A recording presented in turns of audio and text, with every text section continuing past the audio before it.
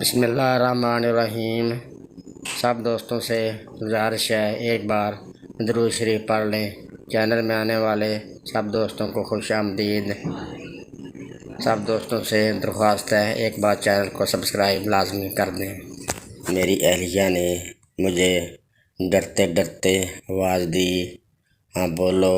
میں نے اپنے آنسوؤں کو ضبط کرتے اور اپنی بے بسی پر قابو پاتے ہوئے کہا، 2 دن سے گھر میں کچھ نہیں ہے، سحری میں کچھ نہ بھی ہو، لیکن افطار میں کم سے کم اتنا کھانا تو ہو کہ ہمارا نہیں، کم سے کم ہمارے بچوں کا ہی پیٹ بھر جائے۔ یہ سن کر میں نے کرسی پر سر ٹکا لیا اور چھت پر گھومتے پنکھے کو دیکھتے ہوئے سوچنے لگا کہ گرد سے زمانہ کہاں سے کہاں لے آئی۔ سوتے ہوئے بچوں کو دیکھا جو بھوک سے بے حال ہو رہے تھے تو اپنی بے بسی پر میری آنکھوں سے آنسو نکلنے لگے۔ میں نہیں چاہتا تھا کہ میرے یہ آنسو میری بیوی بھی دیکھے۔ ابھی اسی سوچ میں تھا کہ دروازے پر کسی نے دستک دی۔ جلدی جلدی آنسو پونچھے اور دروازے پر پہنچا۔ السلام علیکم ورحمۃ اللہ وبرکاتہ۔ عبداللہ بھائی، وعلیکم السلام ورحمۃ اللہ وبرکاتہ۔ شارق بھائی، میں نے خوش دلی سے مصافحہ کرتے ہوئے کہا، عبداللہ بھائی، وہ آج ہم نے راشن کے تھیلے تقسیم کرنے ہیں۔ آپ تو انجمن کے سابق ناظم بھی ہیں، ہم چاہتے ہیں کہ آپ کے ہاتھوں سے ہی تھیلے تقسیم ہوں۔ پروگرام کب اور کہاں ہے؟ میں نے پوچھا۔ شارق بھائی نے پروگرام کی تفصیل مجھے بتائی۔ ہاں بالکل، میں انشاءاللہ ضرور حاضر ہو جاؤں گا۔ واپس گھر میں داخل ہوا تو اہلیہ نے پوچھا، کون تھا؟ انجمن کے ایک دوست تھے۔ شارق بھائی، خیریت تو ہے؟ اہلیہ نے پوچھا۔ ہاں خیریت ہے، محلے میں راشن تقسیم کرنا ہے نا؟ میں نے دبے لفظوں میں کہا، دیکھیں اللہ نے کیسی مدد کی ہے ہماری، بس تو ایک راشن کا تھیلا آپ بھی لے آئیے گا۔ میری اہلیہ کے چہرے پر امید کی ایک چمک آئی۔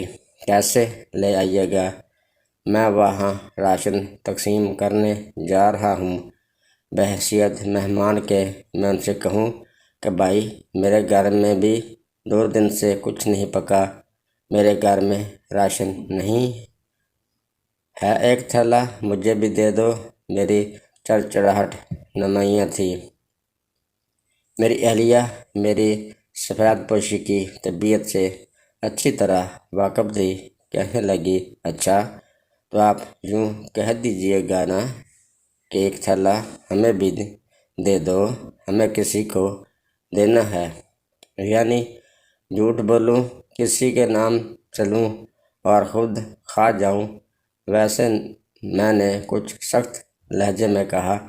شام میں اپنا بہترین سوٹ نکالا، واسکٹ پہنی اور پروگرام میں جانے کے لیے گھر سے نکلنے لگا تو اہلیہ کی آنکھوں کے آنسو مجھ سے فریاد کر رہے تھے۔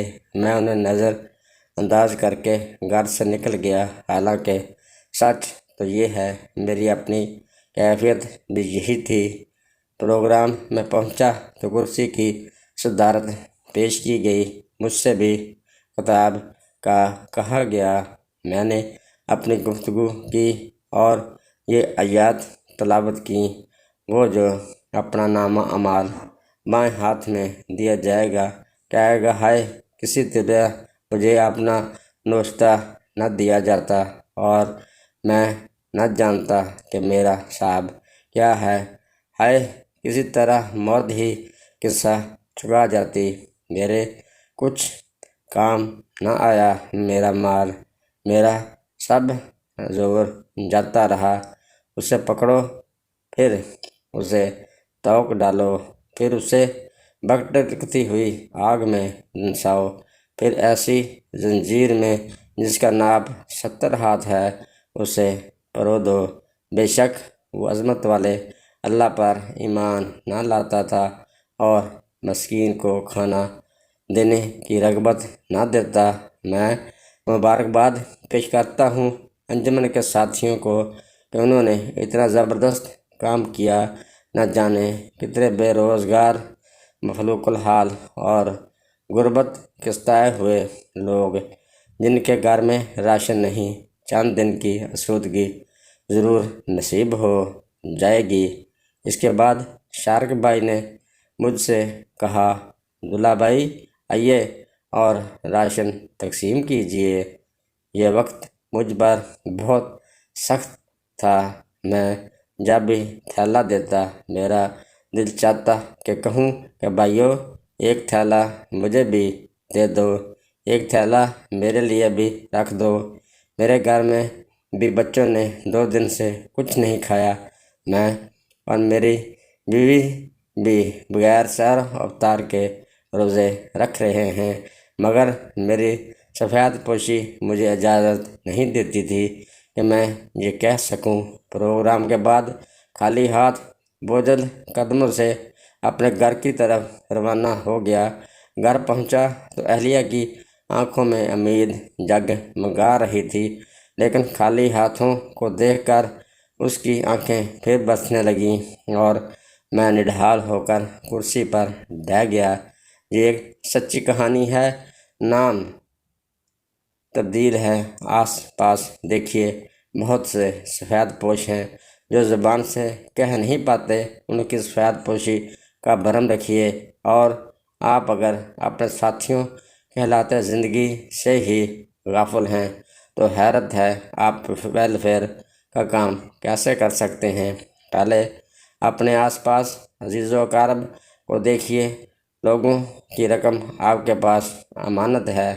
پھٹے پرانے کپڑوں میں دولت مند فقیروں کو دینے سے پہلے سفید سوٹ اور بلیک واسکٹ میں آنے والے سفید پوش کو بھی دیکھ لیجئے۔ لفظ زندہ رہتے ہیں۔ تنظیموں تحریکوں کے ذمہ داروں کے لیے آسان الفاظ میں عوام کو قابل بنانے سے بہت پہلے اپنی تحریک کے سفید پوش، کم آمدنی والے اور بے روزگار کارکن کو تاریخی عذاب مہنگائی میں جینے کے قابل بنانا نہ بھولیں۔ دوستو، یہ تھی آج کی کہانی۔ اگر یہ پسند آئے تو ہمارے چینل کو سبسکرائب لازمی کر دیں۔ اگلی ویڈیو تک اجازت دیجیے۔ خدا حافظ۔